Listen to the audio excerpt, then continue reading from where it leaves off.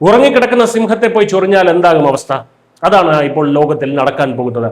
അമേരിക്കയുടെയും നാറ്റോയുടെയും പിന്തുണയോടെ യുക്രൈൻ ഇപ്പോൾ വലിയൊരു അബദ്ധം കാണിച്ചിരിക്കുകയാണ്. സാക്ഷാൽ വ്ളാദിമിർ പുതിന്റെ സ്വന്തം നാടായിട്ടുള്ള സെന്റ് പീറ്റേഴ്സ്ബർഗിലേക്ക് 376 ഡ്രോണുകളാണ് അവർ അയച്ചത്. ഇതുകൊണ്ട് റഷ്യ തകരും, പുതിൻ പേടിക്കുമെന്നൊക്കെയാണ് പാശ്ചാത്യ മാധ്യമങ്ങൾ പറയുന്നത്. എന്നാൽ സത്യം എന്താണ്? പാശ്ചാത്യ രാജ്യങ്ങൾ ചേർന്ന് മൂന്നാം ലോക മഹായുദ്ധത്തിലേക്കുള്ള വാതിൽ തുറന്നിരിക്കുകയാണ്. സെന്റ് പീറ്റേഴ്സ്ബർഗിൽ പുതിന്റെ നേതൃത്വത്തിൽ ലോകരാജ്യങ്ങളെ പങ്കെടുപ്പിച്ച് വലിയൊരു സാമ്പത്തിക സമ്മേളനം നടക്കുന്ന സമയത്താണ് ഈ ഒരു ആക്രമണം ഉണ്ടായത്. ഇന്ധനശാലകൾക്ക് തീപിടിച്ചു, കുറച്ച് നാശനഷ്ടങ്ങൾ ഉണ്ടായി. ഇതൊക്കെ കണ്ട് റഷ്യ പേടിച്ചു പിന്മാറുമെന്ന് വിചാരിക്കാൻ മാത്രം മൂഢനാണോ American president Donald Trump? Putin എന്ന അതിശക്തനായിട്ടുള്ള ഭരണാധികാരിയെ അവർക്ക് ഇതുവരെ മനസ്സിലായിട്ടില്ല.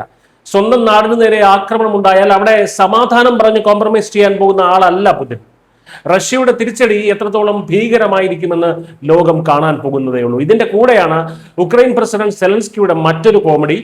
റഷ്യയെ ആക്രമിച്ചിട്ട് നേരിട്ട് കണ്ട് സംസാരിച്ച് സമാധാനം ഉണ്ടാക്കാമെന്ന് പറഞ്ഞ് പുതിന് കത്തയച്ചിരിക്കുകയാണ് ഈ സെലൻസ്കി.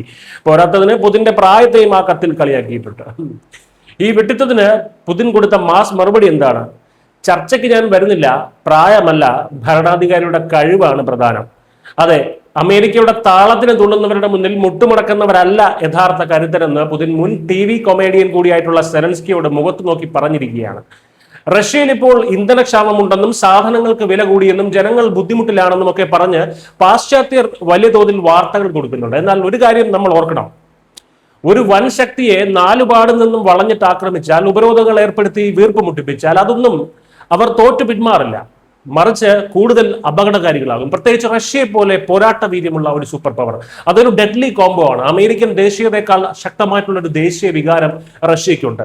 പുതിൻ ഇപ്പോൾ ലക്ഷ്യം വയ്ക്കുന്നത് യുക്രൈനെ മാത്രമല്ല, തന്നെ വളയാൻ ശ്രമിക്കുന്ന മറ്റ് അയൽ രാജ്യങ്ങളിലേക്ക് കൂടി ഒറ്റയടിക്ക് യുദ്ധം വ്യാപിപ്പിക്കാനാണ് റഷ്യയുടെ പ്ലാൻ. ചുരുക്കത്തിൽ പറഞ്ഞാൽ റഷ്യയെ ദുർബലപ്പെടുത്താം എന്ന അമേരിക്കയുടെയും നാറ്റോ രാജ്യങ്ങളുടെയും ഈ കണക്കുകൂട്ടൽ വലിയൊരു ദുരന്തത്തിലേക്കാണ് ലോകത്തിനെ കൊണ്ടുപോകുന്നത്.